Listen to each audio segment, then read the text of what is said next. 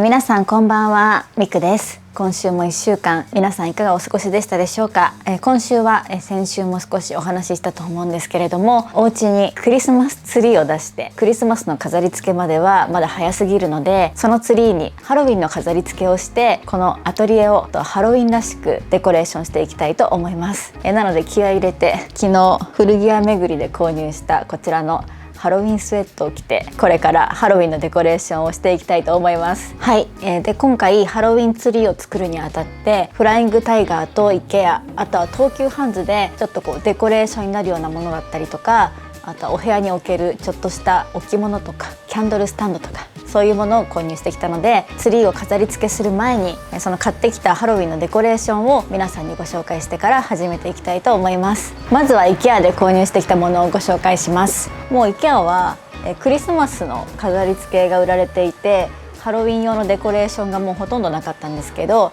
ちょっとハロウィンでもクリスマスでも使えそうなオーナメントとか買ってみました。まずこちらのオーナメントです。はい、こういう感じでちょっと大きめのガラスでできたオーナメント、先の方がちょっと尖っててつららみたいになってて可愛いですね。これが緑、そして赤、あとはホワイト、オレンジ、はい、この4色が入ったオーナメントボックスです。この緑とオレンジがあることで、ハロウィン用にもそしてクリスマス用にもどっちにも使えるかなと思って、こちらオーナメントいっぱい持ってるんですけど買い足ししたアイテムです。あと次はこちらキャンドルスタンドですね。こちらグレーのキャンドルスタンド、こちらはこのスティックキャンドル、そのスティックキャンドルをこのように挿してね使うキャンドルスタンドです。でこれが黒とグレーがあって、黒の方がハロウィンらしいなと思ったんですけれども、グレーにすることでクリスマスシーズンにもそのまま使いやすいかなと思ったので、こちらグレーを選びました。あとこちらスティックキャンドル20個セットですね。あとはこちら、これはこういう感じで赤と白のクリスマスらしい紐に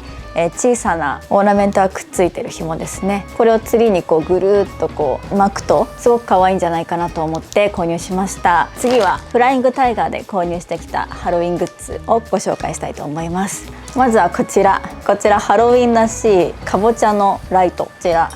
陶器でできたかぼちゃの置物なんですけれども、スイッチをオンにするとかぼちゃが光ります。こういうねハロウィンの置物1個あるだけで一気にお部屋の雰囲気が変わってくるかなと思うので、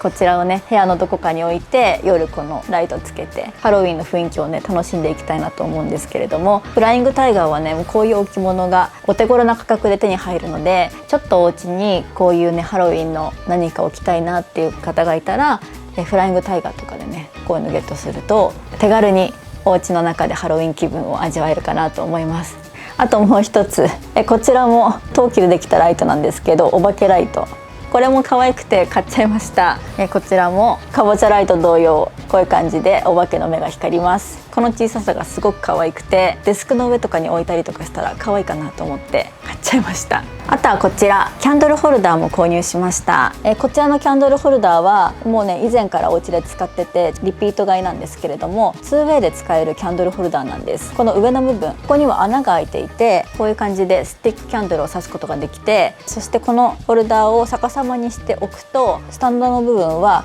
少しこう深さがあるので、こういうティーライトキャンドル、これを入れてティーライトキャンドルホルダーにもなります。この 2way で使えるのがすごく便利で昔から使ってるんですけれども、ハロウィンらしいオレンジそして緑のキャンドルホルダー2つ買い足しました。あともう一つ、こちらもティーライトキャンドルホルダーなんですけれども、ガラスでできた秋らしい葉っぱの形をしたティーライトキャンドルホルダーです。次はこちらハロウィンツリー用のデコレーションですね。ツリーに巻きつけて電源つけるとねお化けが光るお化けライトです。こちらねこの後飾っていきたいと思います。あとこちらもハロウィンツリー用に購入したんですけど、雲20匹装飾用スパイダーですね。本当にこういう感じで雲ですね、雲。これもハロウィンツリーにこうねぶら下げたりとかつけたりとかしてハロウィンらしさをね増すために、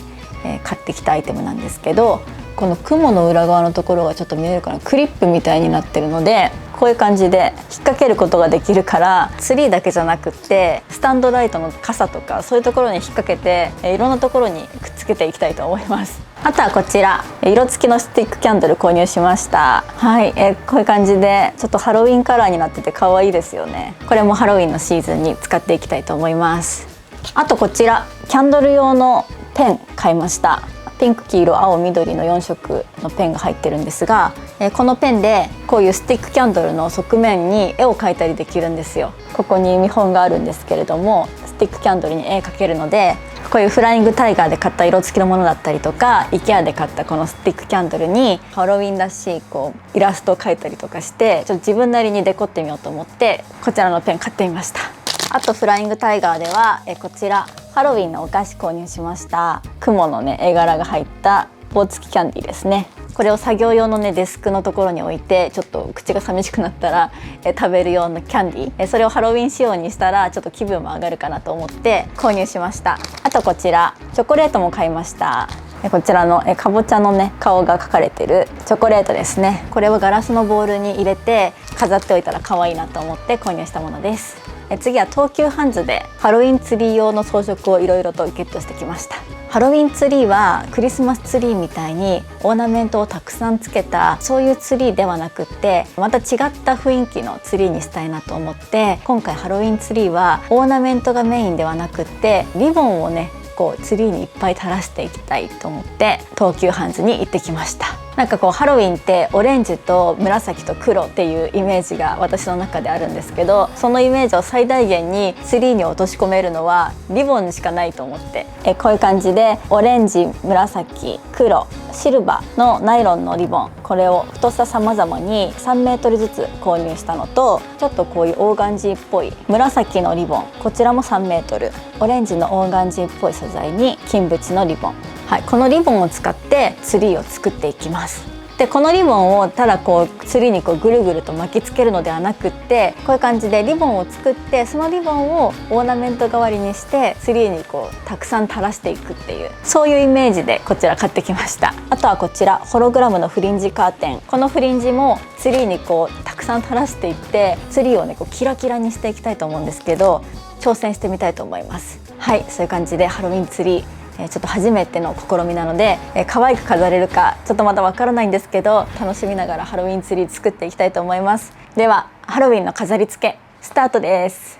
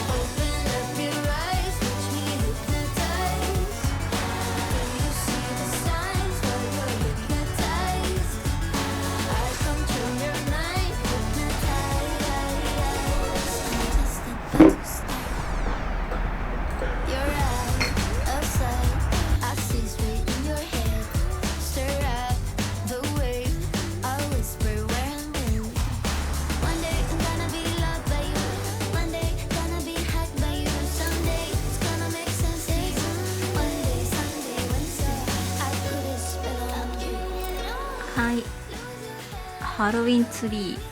出来上がりました。ハロウィンカラーのリボンを大小バランスよくつけていって、フライングタイガーのお化けライトもツリーに巻きました。でこれが2個使って長さが足りなかったので、下の方はお化けライトじゃなくてこの普通の電球でちょっとなんとなくごまかしてます。でところどころこんな感じでオーナメントも飾ってます。これねイッタラのものなんですけど、秋の野菜のオーナメントだったのでちょうどいいなと思って、こちらかぼちゃと、そしてナス、あとはブドウですね。はい、こちら飾ってます。であとは、IKEA でね新しく購入したこちらのオーナメント、バランスよく配置しています。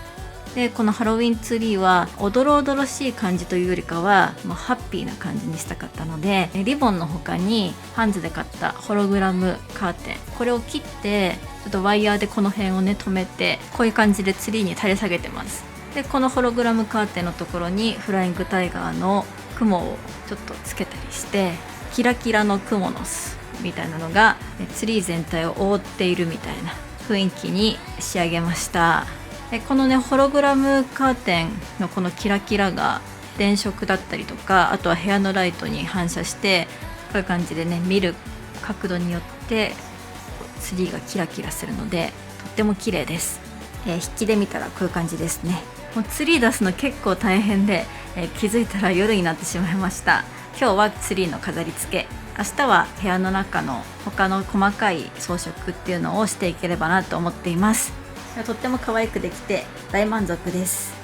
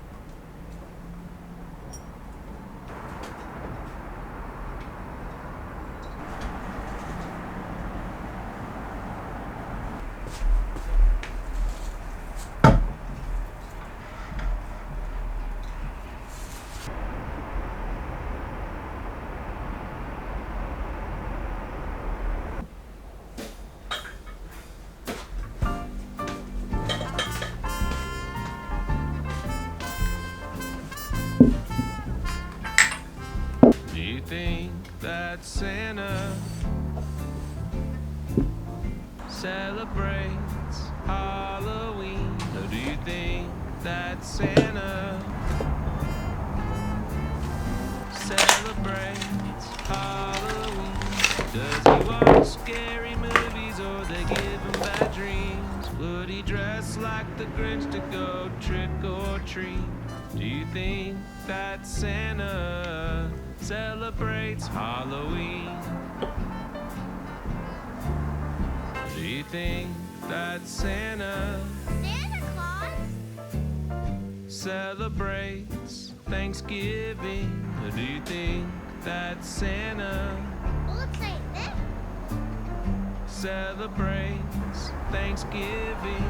Would he eat 7 plates of turkey with stuffing? Take an afternoon nap while football's on TV? Do you think that Santa celebrates Thanksgiving. Of course,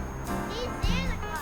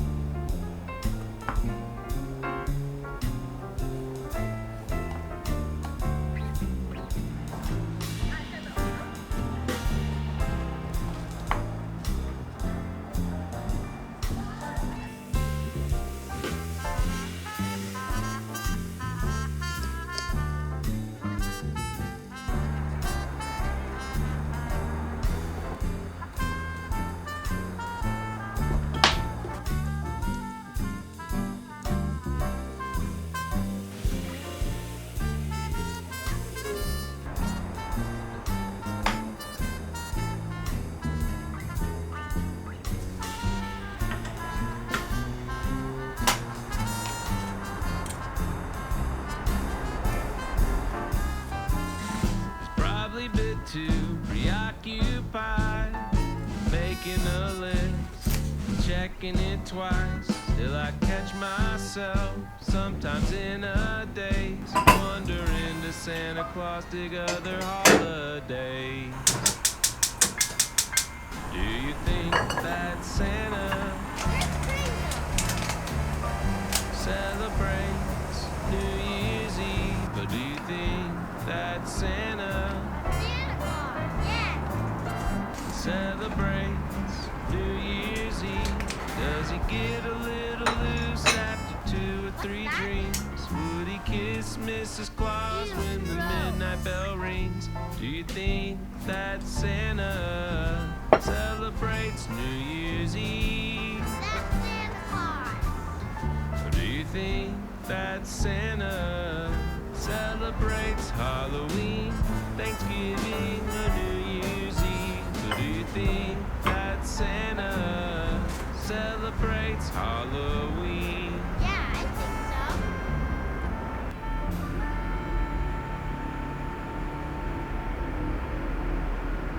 はい、始まりました最近土曜ラジオ第15回、今週もどうぞよろしくお願いします。お願いします。今週は餃子を包みながらラジオをお届けしていきたいと思います。このラジオは私がこの家にアトリエを持って、そして私たち夫婦が半別居生活になったということで、私たち夫婦の今をお届けするそんなラジオとなっています。はい。わ、餃子久々。一回さラジオで餃子包んだよね。うん。あれ以来じゃない餃子。そう。今回は白菜じゃなくて、はい、キャベツです。キャベツとニラの餃子ですね。はい。包んでいきましょう。どうでしたこの1週間？この1週間。もうあっという間に1週間来た早かったね。寒くなった。そうだね、寒くなった、めちゃめちゃ。今日とかすごい寒いもん。うん。そう、私たちは羽毛布団を洗いに行きましたね。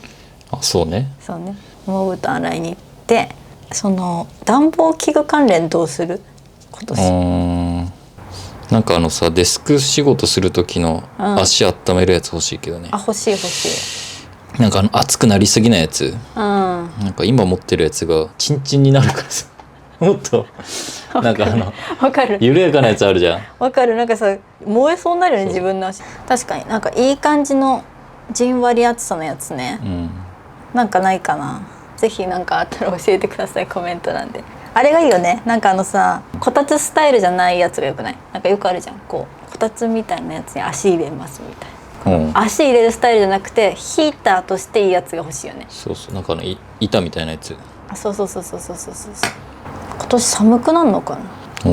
全然わかんない。去年は暖冬？去年は暖かかったよね。だってあんま東京でさダウン着なくてもさよかったじゃん。今年はどうなるんでしょう。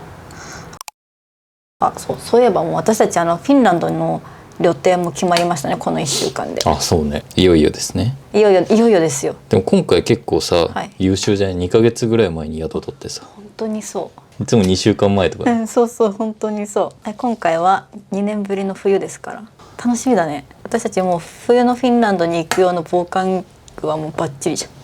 そうね。そう。あと買い足すのは靴下と手袋。手袋。去年行った時の手袋薄すぎてさ。ドイツ？あ、一昨年か。一昨年ね。やばかったマジで。そうそう、ダメだよね、普通のなんか手袋。普通の手袋じゃもうつけてないのと一緒だよ。本当。あとあれ欲しい、耳当てみたいなそう、耳周りグッズとね。そう耳当てね。耳当てなんかかっこいいやつないかな。ね、探そう。今回のフィンランドはオーロラ半島の旅じゃん、だからラップランドのレビーっていう場所で毎日そのホテルのアクティビティのオーロラ半島毎晩やるから、しかもそれがさ小1時間とかじゃなくて3時間とかあるからねだから相当あったかくしないと凍えるよ。あれだよね、とにかくノースフェイスに行って雪山用のやつを着ていけば大丈夫安心と信頼のノースフェイス。でもちょっと買い足しに行こうね、11月そう入って、ね、楽しみだね。オーロラ見れるかな。でもなんか今年めっちゃいいんでしょ。そう、当たり年、太陽フレアがなんか活発とか言って12年に一度のオーロラ当たり年らしいけど、でオーロラって実際はもうなんだろう、白いもやらしいよ行く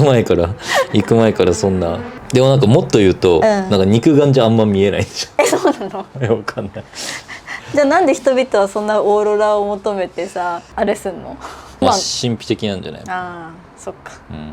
楽しみ。私がどれだけ日頃の行いがいいかこの3日間で確かめていきたいと思いますそれで言うと見れないがなんでなんで見れる。こっから頑張っていきます。はい、そういう感じで今週は秋になったねみたいな1週間でしたね。私はツリーも出しちゃったし早すぎやろ今週のじゃあテーマに入っていきますか。変化するときに励まされた言葉ですね。まず私たちから考えてきた。いやちょっと待ってね、なんかあるかな。自分が変化するときに励まされた言葉。私ね、何だったかなって思ったんだけど、生まれて30年、今のところ一番変化したのはやっぱ会社員からの独立だったよね。あれが一番なんかよいしょっていう感じで、人生切り替えたんだけど、その時にやっぱね、あなたが言ってくれたね、俺が決めてやる、やめなっていうちゃんと前後話さないとわけわかんなくない。そう、そのワードに励まされたんだけど、励まされたっていうか背中を押されたんだけど、私がその会社員から独立しようかなって思って上司に辞めますって言って、でもその後突然怖くなっちゃって、その会社という、なんかこう枠の中でこう守られてきたものが、なんかこう一人でこっから自分で仕事を全部自分の責任でやれるのかって思ったら、突然めっちゃ怖くなっちゃって上司の人に辞めますって言って意気揚々と言ったのに、突然帰り道めちゃくちゃ怖くなっちゃってまあどうしよう、でも今だったらまだギリギリ辞表出してないし、引き返せるわと思って、でなんか気持ち落ち着かしたくてあなたに電話したよね。やめんの怖くなっちゃった、どうしよう、なんかやっていけると思うみたいな、助けを求めたじゃないけど、なんか言葉くださいと思ったんだろうね。その時にさ、じゃあ俺が決めてやるよ、やめなって言われたのと、すごいなんかかっこいい。かっこよかったよ。なんかあったら俺がどうにかしちゃるけみたいな感じででやめなって言われた時に、あなたがいるから安心だと思ってそれが励まされたわけじゃなくて、多分あなたがいやあんたやれるよっていう意味で言ってくれたんじゃないかなって思ったよ、その時。でそれですごく私できるかもしれないと思って、あれで変化の決心ついたよね。ありがとうございます。いいよでもあれはそういう意味合いで言ってくれたの？覚えてない？その時は婚約してた？してたわ。してたか、全然してるか。婚約はしてた。でも台湾に行くとかは全くまだ目処立ってないわ。あ、そうね。いやなんかあの時さ、俺が台湾に行ってその後婚約して、その時まだ YouTube もやってなくて、そう私も台湾行けるようになんか探すわって言ってたんや。そう結局なんか台湾で就職する方法とか調べたけど、まあいろいろビザの問題とかもあって、結構詰まってたよね。そのどうしようみたいな。で自分で何かやるしかないってなって、じゃあ YouTube やってみたらってなって、でちょっと軌道に乗ったぐらい。そうもう辞めるって決めた時には10万人いたの、YouTube、でもうすぐ Google からの入金が最初の入りますって。だからもう会社辞めなきゃいけなかったの、そもそもね。あ、そうね、はい、だけどまあ、まだ引き返せるよね。そう別に YouTube を続けるなくたってよかったわけでしょ、だからギリギリ引き返せた、会社員としてで独立もできそうではあるみたいな。だけどモーニングルーティンの後か最初のそうモーニングルーティンの後でモーニングルーティンの後のもういくら入ってきますよっていうのが初めて分かった時に、独立できそうって思ったけども、これが果たして続くのかと、まあね、そう、一時的なね、ものなんじゃないかと思ったら突然怖くなっちゃってさ、自分が10年築き上げてきたキャリアをさ、捨てるわけじゃん、もうあと戻れないぞってなった瞬間もう突然震えたよね。俺も1回さ転職2回あるからもう震えるよね。でも2回目はそうだな、1回目はやっぱやばいよね。1回目本当に震えたよねなんかもうすっごい怖かった、であなたはある言葉ってこと？まあ言葉またエピソードでもいいけど、なんかあったっけ俺。やっぱ私が励ましてたんじゃない私が励ましてたと思うんだよね。まあそれもあるやろねなんかな、でもめっちゃ助けられてるよ、俺は人生的にはいろんな人に。そうだね、なんか言葉っていうよりも行動で助けてもらってるかも。まあ確かにそうかもね、どうしようって時になんか手を差し伸べられてる気がする、いろんな人から、27ぐらいまではなんか多分めっちゃ感謝しないかん人がいっぱいいると思う。そうだね本当そうだと思う、でもそれが、多分ね、自分がもうさ30とかなってきたじゃん、次はそのもらった恩みたいなのを、その人に返すのもまああると思うんだけど、その下の代に返せるようになるのが、多分大人だし、多分そのお世話になってた人も、そうしてほしいって思ってやってくれたんだと思うんだよね、いろいろ。それがね、ちょうど今自分が32、とかで、当時俺がまあ人生において結構お世話になってる人たちっていうのが、ちょうど今の俺くらいな、当時ね。当時、だから今の自分が20歳そこそこのやつを、に手をあなたみたいなね手を差し伸べれるかって思うと、なんかすごいなと思う。そうだね、未来をさ見出してさチャンスをさくれたって結構自分にまだできないなって思っちゃう。確かに。から、まあ、もちろん言葉もあったのかな。いやでも俺結構運よく来ちゃったから、まあ、言葉に励まされてなんか自分で行動してというよりかは周りが持ってきてくれたみたいな、そういうのが多いかもね、確かにね。じゃあこっからなんじゃない？そうだね、結構これからのパターンだから。じゃあこっからあなたが誰かを励まさなきゃいけないそういうことだわ。そういうさ、なんか若い子に出会えるのかな、うちらの今のこの生活スタイルでさそうなるね。まあ、でもそうやっていく年齢になってきたから、そうありたいなと思う。そういう大人になりたい。わかる。なんか誰かに何かをしてあげれる人にはなりたいなと思うね。そういう大人になっていきたいよね。全然話題とそれちゃった。確かにまあ無理してね、なかったらいいんですけど、じゃあでも1個だけあるわ。じゃあ何ですか？1個だけ、大学の時に、そのまあインターンシップしてた会社の社長、女の人やったんやけど、一つね、言葉をいただいたんですよ。俺がちょうど大学卒業する時にもらった言葉で、中国の論語に、大学っていうテーマがあって、で、大学を卒業した人は、基本的に世の中を統治するような、そういう人になるっていうのが昔のね、あれだったんだけど、そういうなんか世を治め、国を治める、いわゆる自分の仕事よね、自分の仕事をうまくやるっていうのは、家庭をきちんとできる人がそういう世の中社会でも大成するんだよっていう言葉を。家庭どっち？家族家族を大事に、家族とか、身近な人を大切にする人が世の中で、つまり社会で活躍できるんだっていうことを言ってて、確かに多分先生から見たら、俺結構若い時危なっかしい感じだったから、多分ちゃんと足元見ろよってことを多分言ってくれたのかなって今思うんだけど、なんかそれはなんか当時は、って思ってたけど、もう確かにそういう身近な人からね、大切にしていくことが大事なのかなっていうのはいただいた言葉ですね。確かに。そう、なんか意外と若い時ギラついてたりとかさ、俺はっていう感じだったけど、割となんかそれで足元を照らしてくれた言葉ですね。なるほど。じゃあちょっと質問読んでいくか。うんラジオネームラテさんからのコメントです。私は昔から真面目でコツコツと頑張れるタイプにもかかわらず、勉強があまり得意でなく、家族や親戚からもあんなに頑張ってるのに成績が伸びなくてかわいそうと陰で言われてしまうほどでした。そんな時、相田光夫さんの言葉に出会いました。どんな雑草も時期が来れば黙って自分の花を咲かせ、自分の実をつける。私が花を咲かせて実をつけるのは今じゃないかもしれない。でもいつかは必ず報われると信じて、それからもずっと努力を続け、今は夢だった公務員として働いています。勉強ができなくても仕事の出来を褒められ、やっと花が咲いたかなと思う反面、もしかしたらもっと大きな花を咲かせて実をつける場所があるのかもとワクワクしています。素晴らしい。これいいね。どんな雑草も時期が来れば黙って自分の花を咲かせ自分の実をつける。人にはタイミングがやっぱあってさ、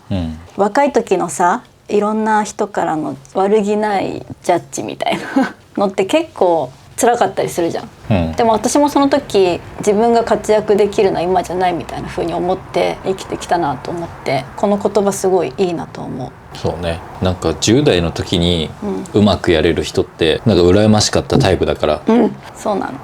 けどまあそっからね10年20年経って思うけど、あの時の世界って全てじゃなかったんだなって、そうそうそう、大人になって分かる時が来て、私は今ここでは咲けないけど絶対いつか咲けるって思って、頑張ってきたことがやっぱり今に出てるんだろうなって思う。その10代にさ、10代の時に活躍できないタイプの人間だと思ったって、なんでそう思ってた？なんか言われたとかさ、なんか例えば兄弟と比べてとか。なんかな、いや割と何でもできたな。何今の何だったのさっき。でもなんかその自分が思い描く結果ってなかなか得られないんだなっていう感じはあった。それはなんか変に器用だから80点を自分の 60% の力で取れる人って、その80点から100点にする作業がめちゃめちゃ苦痛なんだよね。だからなんかそこを結構怠りがちな子供だった気がする。それ抜かされたみたいな経験あるの？例えば自分よりなんか、この人出来が悪いなみたいな思ってた同級生とかに、実はこうテストとかでなんか抜かれたみたいな、そういうので感じたりしたの？いや俺先生に言われたよね。嘘？なんか舐めてんのかっていうなんか受験の時にうまいことやろうとしとるやろみたいな。なんか器用だと思って生きてきたけど、お前は不器用なんやぞって言われたことは覚えてる。なるほどね。でその時にそういう話をされた記憶があって、って思った。思い当たる節あるかもみたいな。多分それがちっちゃい時のなんか自分が思ってる結果ほどいいものじゃないっていうのが、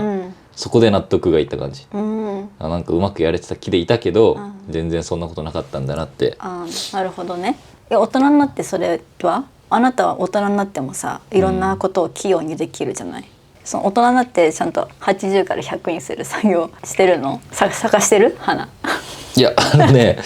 いやなんていうのかな、意外とね花咲かさないのが得意なパターンもあるわけ。いやこれ結構なんか時代の流れとかあると思うんだけど、器用に80点をこなす人生と100点を目指す人生ってどっちもあると思ってて、なんか結局100点になったから、この人が言う花が咲いたっていう表現ができる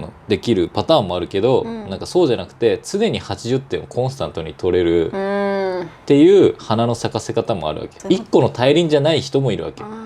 こうやってね、一種類の花瓶じゃなくていろんな花で花瓶作っていくみたいな、みたいなこともできるし、別に咲いた花が美しいわけじゃないでしょ。確かにね。ひねくれた考え方するとさでも80点をコンスタントに出すっていうのもすごいことだからね。大人になって別になんかその絶対花咲かさなっていう感覚でもないなと思った。確かに。でもこの方みたいに大人になってこの夢だったものについて花咲かすのもいいよね。私子供の時すごい引っ込み思案だったし、自分の気持ちをあんまり言葉に出せないし、ネクラみたいな、簡単に言うとそういう感じだったの。だからこう場を和ませる人とか主役になれるみたいな人って羨ましいなと思ったし、でも私はそういう風な人生じゃないからなみたいな思って、割と諦めて生きてきたんだけど、 YouTube 始めてさ、自分の居場所を作ったら、なんか突然自分の明るさが出てきたのね。うん YouTube 始めてこう旅行ってる時とかにわーってやったりとか、ここは何とかですとかやれる力が私にもあったんだみたいな、うんうん私にも明るさっていう花あったんやっていうなるほどね。そうエンターテイナーとしてのうん花ってちょっとあったんだって思って嬉しくて、うんそのエンターテイナーっていう花をちょっと大きくしてるところ、うんうんなるほどうん、ね。自分がこんな「皆さんこんにちはミクです」ってやる人生を送るなんて本当に思ってなかったの、うんまあ環境が変われば人も変わるってことですね。そうそう、んだから変われるんだって思ってうん変われるっていうか、もしかしたら元から持ってたのかもって、うんでもそのいた場所によって出せてなかっただけなのかもみたいな、うんって思うようになったよね。意外とさ、うんちっちゃい時のコンプレックスってさ、うん大人になったらさ、うんなんか結構さなんか先生とかの話でさ、うんあるやんなんか皆さんが今なんか持ってる悩みとかは、うんもう大人になったら本当大したことないからみたいな、あ言ってたね先生ね、もう意味わかんないと思ってたけど、でもマジでそうなんだよね。うん、確かに、うんでも結構ね20代とか30代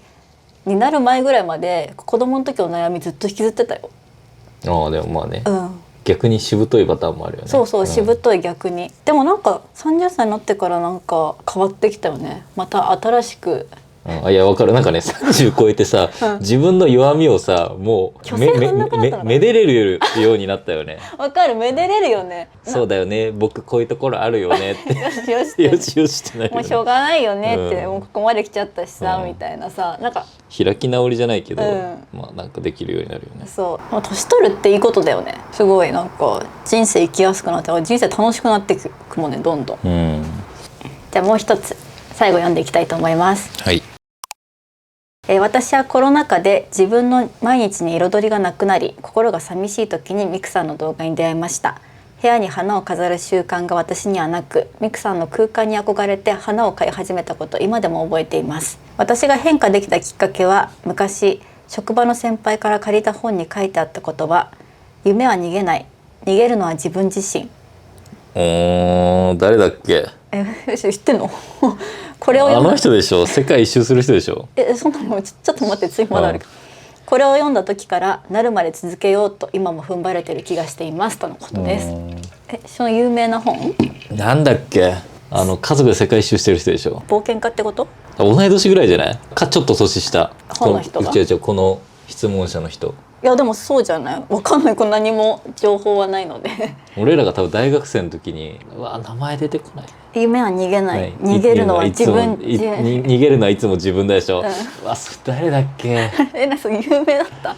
や有名な人私ほーと思って高橋歩や。高橋歩夢、よしそれ調べてみて。高橋歩さんじゃない？本当だ、世界一周してるみたいな。多分その人だと思うよ。嘘。なんか先輩が好きでね。あ、待って、本当だ、夢は逃げない、逃げるのはいつも自分だっていうでしょなんかでしょ本みたいなの出してる。そう有名な人よね。へ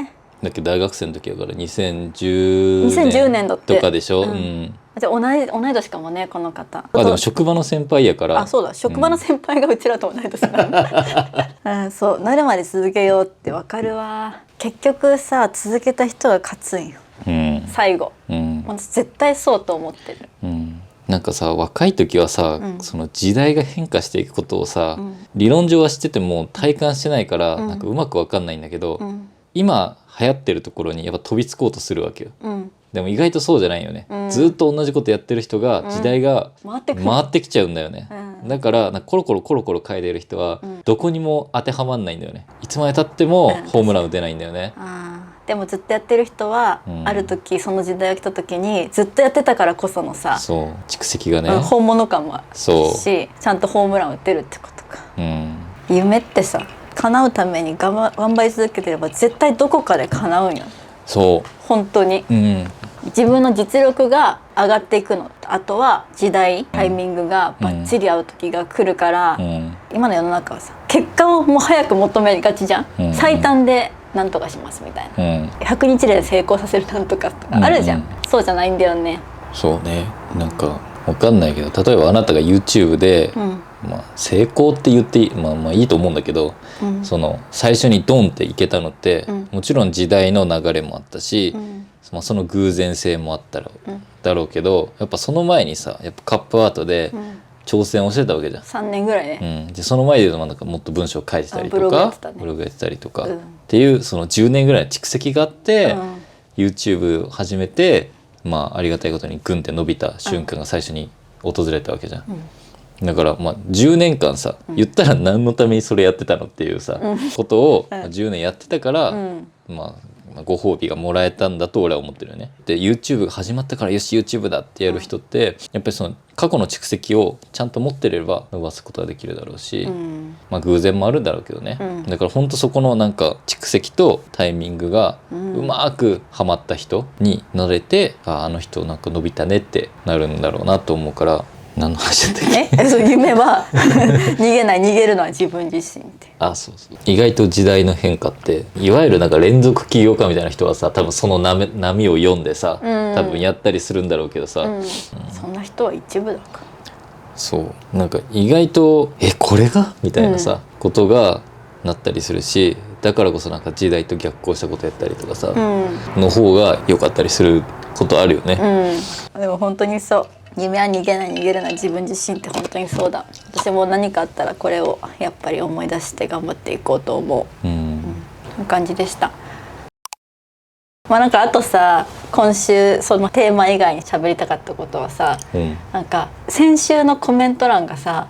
すごいさ、先生はやっぱりすごい、聞けば聞くほどそう感じる。先生の言ってることは本当に勉強になりますとか。先生って完璧な人間なんだみたいな、パーフェクトヒューマン出てきてるよね。あなたパーフェクトヒューマン説出ちゃってて、でこれも話したじゃん、ふと 2,3 日前ぐらい、これはパーフェクトヒューマンになりすぎると危ないよねっていう。そうここで一回そのさ、なんていうの、クズエピソード言っとく。そこまで自分を下にやんなくていいんだけどでもさ、その怖さわかるっていうか、これがね、俺がもし20代とか10代だったら調子乗ってたよ。そうだね、もうチャンネル作ってるでしょ。チャンネル作ってるね。何する？何しようかな。クッキングとかやった。クッキングチャンネル。やっぱスラッシュはどっかに入れないかな。そうだね。クッキングスラッシュ料理家す。まあ別にありがたいことなんやけどね。いや本当そう。でもそれはやっぱり編集の力が加わってるし、こうやって登場する限りはやっぱりいいようにカットしてくれてるだろうし、いやいや、まあ実際いいんだけど。いや、あなたが言ってることは基本的に筋が通ってて正しいし、カットするとこがないのよ。でも確かにその期待されたりとか、持ち上げられたりとかすると怖くなる気持ちはわかるし、ね、だから私もやっぱ YouTube 始めてさ、ミクさんなんちゃらっていろいろ言ってもらえて、期待されればされるほど怖いわけ、ね、だから嫌われに行きたくなっちゃう。わかる？わかるよ。その結局見せてるものって編集されてるものだし、そうそうそう、ライブ配信でもないしね。そうそう、いわゆる演じれるものだし、演じた後にさらにそれを装飾できちゃうから、おめかしした後の姿を見せてるわけですから。すっぴんではないんです。そう。でも自分は知ってるもんね、自分のすっぴんがさ。すっぴんとかさ、寝起きとかどんなにひどいのかがさ、知ってるけど、それをさ見せるべきではないじゃない、そうだから料理して出すじゃない、だから俺が今ちょっとよいしょされてるっていうのも、違和感すら感じるぐらいのね、でも嬉しいけどね、ありがとう思うんだけど、でもやっぱその冷静になれる自分がいるのはやっぱ年齢を重ねたからで。そうだね、よかったね。20代だったらもう調子乗ってたわ絶対。インフルエンサー言えってやってやってたね。インスタ開設してやってたと思う。でもなんかそのさ、よく嫌われる勇気とかいう本とかさ、ベストセラーになったりするじゃん。読んだことない。私もちょっとごめんなさい、なんかタイトルしか知らないんだけど、なんかその嫌われる努力って嫌われなくていいんだけど、なんだろう、自分がね思った以上に大きく見れられちゃった時に嫌われる努力みたいな、実際には嫌われたくないよ、でも嫌われる努力を私は結構ね定期的にしたくなっちゃう人で、例えば私が本出した時、これ賛否あると思って出しました、ある一方ではすごく共感してもらえると思ったけど、ある一方ではすごくこの言い方なんだろうって思われるっていうのを分かって出したの、それは嫌われたいわけではないんだけど、私はここまで来るまでにあまりにも泥臭くやってきましたから、その優しい言葉だけではやってきてないので、それをありのまま書きたかったんですっていう、その意思ですね、それが私にとっての嫌われる努力みたいな。わかるよ。俺はすごいわかるんだけど、これをラジオ聞いた人が聞いた時になんかもっといい表現はある気がする。そうだからそんなのなんか嫌われるっていうか、なんて言ったらいいんだろう。そう嫌われたくないのよ。でもなんていうかこうチラリズムよな。